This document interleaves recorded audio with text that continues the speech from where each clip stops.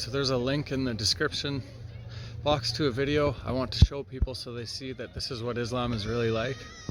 We were preaching the gospel of peace and they attacked us. If they want to yell in the streets, so can we. It's called freedom of speech, and this is not the Middle East, so what are they doing protesting down there about Palestine, right? Surah 9:5 says, when the time comes, kill the non-Muslims if they do not submit to Islam. So Islam is only a religion of peace once they kill or convert the whole world, and that's the part people need to understand. They want the whole world to submit to Sharia law. Muhammad was a murderer, and Islam will kill people if they don't convert when the time comes. As Christians, we wrestle not against flesh and blood. This is a spiritual war. If people are converted to follow Jesus Christ, their soul will be saved, and they will no longer be violent. That's why the gospel of Jesus Christ is called the gospel of peace. The things happening in the world are really happening today. This is not a game or a test. Christians need to make sure they have a solid group of Christian brothers and sisters around that will love one another and stand together and help each other, so you'll not be afraid of the things that are coming to happen. So you'll not be afraid of the things that are going to happen.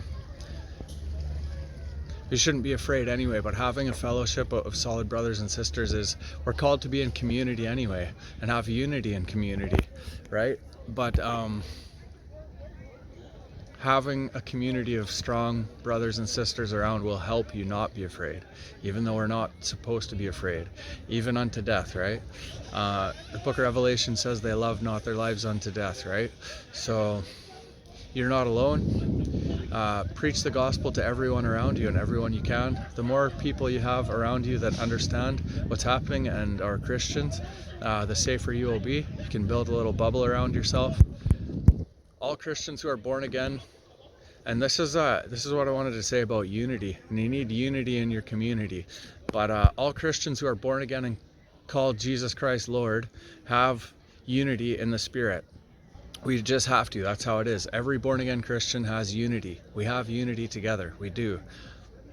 Right? And then so let the Holy Spirit guide them into all truth. If they have the Holy Spirit, let the Holy Spirit guide them into all truth. That's what we all did. Every one of us who were born again, we listen to what people say and we hold on to what's good and discard the rest, right? Anybody that's a Christian knows that that's what they did. So let other people do that too, right? Just speak your mind gently and let them decipher. Let the Holy Spirit work on them. Pray for them, right? But what I wanted to say is that every born again Christian has unity. We are unity. We have unity in spirit. Okay? But perfect unity and tougher doctrines and things like that can take a long time. It can take years, right? And the disciples were with Jesus for years. So when you think of it that way, it will help you serve beside other believers without arguing, because you know that some of that stuff can take years. You don't have to sort it out right away, right? So that understand that it can take a lifetime to sort out the tougher doctrines. That will help you serve beside other believers, serve God beside them without arguing, right? It'll give you peace just knowing that you got a long time to sort that stuff out, right? So Ephesians 4:13 is talking about apostles and prophets, and it says, this will continue until we all come to such unity.